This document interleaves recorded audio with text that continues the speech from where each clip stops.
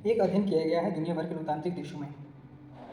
उस अध्ययन के अनुसार 10% से कम 35 साल से कम उम्र के नेता पाए जाते हैं और 90% तक लोग 35 साल से अधिक उम्र के नेता पाए जाते हैं।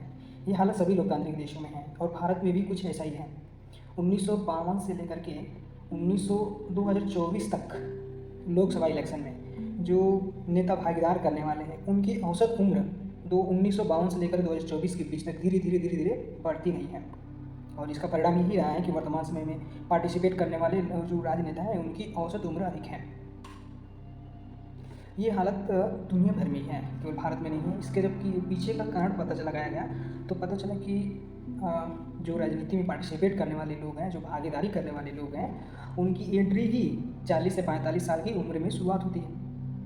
अब चूँकि जो युवा हैं वो कम उम्र में डॉक्टरी, इंजीनियर या अन्य कई सर्विसेज में अपना योगदान जल्दी से दे देते हैं, कम उम्र में शुरुआत कर लेते हैं। लेकिन राजनीतिक जैसी व्यवस्था में वो अपनी भागीदारी बहुत लेट शुरुआत करते हैं। इसके अतिरिक्त अन्य जो लोग हैं राजनीति में पार्टिसिपेट करने से कतराते हैं और जो राजनीति में भाग लेते भी हैं उनका कहीं ना कहीं राजनीतिक परिवार से संबंध रहता है। अधिकांशतः ऐसा मामला देखने को मिलता है।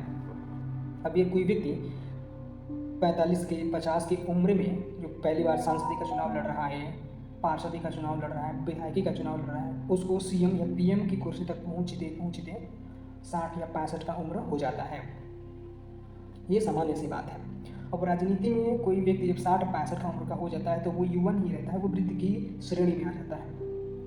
इसके बावजूद भी राजनीति में 60 या 65 की उम्र के लोगों को भी युवा तुर्क की उपाधि दी जाती है, क्योंकि राजनीति में युवाओं की भागीदारी कम होती है और उनकी भागीदारी जो मैच्योर लोग होते हैं, जो वृद्ध या अनुभवी लोग होते हैं, उनकी संख्या काफ़ी ज़्यादा होती है।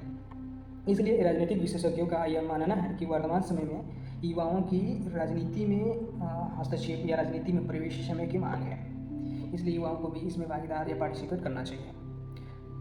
कई सारे विशेषज्ञ ये कहते हैं कि जो युवा हैं उनकी निर्णय क्षमता, उनकी ऊर्जा को एक राजनीति में अच्छा परिवर्तन ला सकती है। उनकी जो सोच है, उनकी जो निर्णय रिस्क लेने की क्षमता है वो वृद्ध के लोगों की तुलना में ज़्यादा होती है।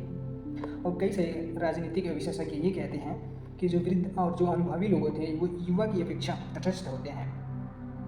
इसलिए इनके संदर्भ में ये चर्चा का विषय है और ये डिबेट का भी विषय है। डिबेट लंबा किया जा सकता है, इस पे चर्चा भी की जा सकती है। लेकिन इन दोनों के बीच को समन्वय के माध्यम से एक रास्ता निकाला जा सकता है कि कम उम्र के लोग, कम उम्र के जो युवा भागीदार करेंगे, पार्टिसिपेट करेंगे, वो अधिक उम्र के लोगों से राजनीतिक अनुभव सीख सकें, ताकि एक सुव्यवस्थित, एक नैतिक राजनीति का, लोकतांत्रिक राजनीति का अच्छा से विकास हो सके।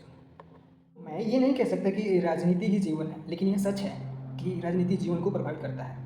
और विशेषज्ञ ये कह रहे हैं कि युवाओं को, पढ़े लिखे या शिक्षित लोगों को भी राजनीति में पार्टिसिपेट कर देश को आगे बढ़ाने, विकास में अपनी राजनीतिक भागीदारी करके इसको आगे बढ़ा सकते हैं। और मुझे लगता है कि जो शिक्षित वर्ग है, जो पढ़ा लिखा लोग युवा है, उनको इस बारे में एक बार विचार जरूर करना चाहिए।